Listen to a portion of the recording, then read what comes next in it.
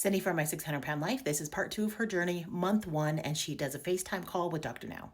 She used to have a different healthcare worker that would come and visit her and help her out named Sandy, who she's still really good friends with, who lives not far from Houston, Texas, and she has encouraged her to start the program with Dr. Now. So they're on their little video chat, and he tells her that at your size and your health condition, you won't live past 50 if you don't do something.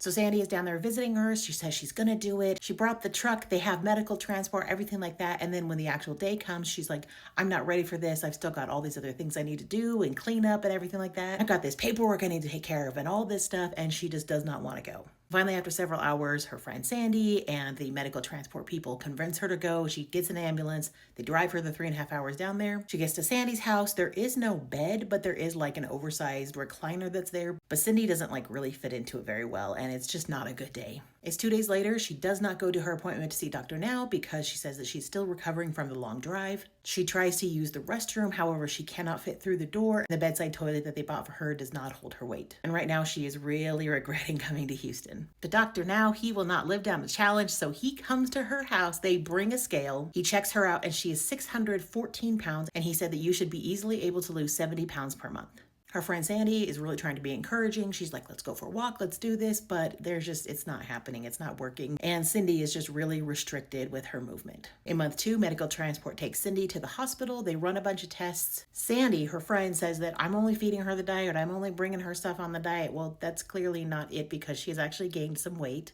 She does have to stay in the hospital because she is in active heart failure and she's on a controlled diet, which she is not happy about. So the doctor now says, here's the diet plan again, stick to it. But while she's in the hospital for those 2 weeks, she's down to 575 pounds, which is a weight loss of 42 pounds in 2 weeks. And she says that she feels really weak from the lack of nutrition, so she's excited to go home where she can eat more. Month 3, she has a video call with the therapist, Dr. Paradise. They talk about her family and her childhood and everything. And he just really reinforces like why she's on this journey and tries to like get her to push herself a little bit.